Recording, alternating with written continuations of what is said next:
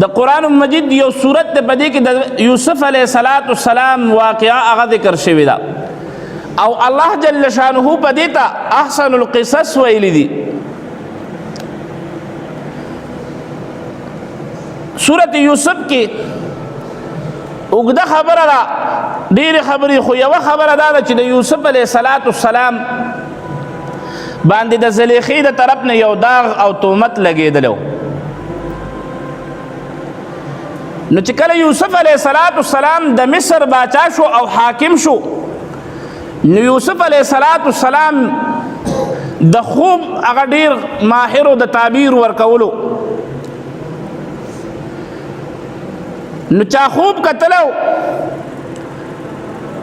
عزیز مصر خوب کتلو، یا یو ذمہدار د مصر هغه خوب کتلو، تعبیر داو چې ستا په ملک باندې به 9 کاله اول ښه باران کېږي، ښه به غله کېږي، بیا به 9 کاله ستا په ملک باندې هغه قحط راځي. نو دا 9 کاله چې کومه زیاته غله اول وشي دا ځان سره سنباله کوي، دا به ستاسو په کار راځي. او یوسف علیه السلام د قحط په زمانه کې هغه دا غلې هغه چې کوم دی دا ترتیب مقرر کړو چې کله قحط راغلو یوسف علیه السلام دا ترتیب مقرر کړو چې هر کس او هر ځوان ته به یو بار هغه ورکولو. نو یو کس راغلو یو بار یوړلو چې هغه کور ته یوړو سنبالې کو بیا رالو. یوسف علیه السلام ته بل بار ورکو چې بل یوړو هغه هم سنبال کو بیا رالو. نو یوسف علیه السلام ورته وایي چې ځوانا دا خو ډېر لوی مخلوق دی، زمونږ ترتیب هغه دا ده چې یو بار ورکول دي او تا 2 ځل 3 ځل چې کوم دی هغه یوړلو. نو ته څوک یې؟ خپل ځان خو راله وښیه څوک یې؟ او ورته وایي ای یوسفه که تا زه وپېژندلم نو او تا ما خپل ځان وښولو نو دا غنم څه چې دا خپل ځان به م راکړي. یوسف علیه السلام ورته وایي چې ښه ته څوک خپل ځان راله وښیه. وی چې ته کله زلیخې په 9 دروازو دننه کې او دروازې بندې کې او تا نه مطالبه د ګناه کله وکړه او 9 واړه دروازې بندې او ته په شا راوتښتېدې او هره دروازه کلاوېده او بیا عزیز مصر ته ستا فیصله لاړه، نو هلته ستا پاکي چا بیان کړې وه؟ هلته ستا براعت چا بیان کړی وی چې آو یو وړوکی ماشوم په زانګو کې پروت او زما نه پاکي او براعت په ناشنا طریقې سره بیان کړو. که چېرته د یوسف علیه السلام مخکی لمنش لیدلی وي نو یوسف علیه السلام د دې زلیخې سره چې کوم دی هغه د ګناه اراده لرله،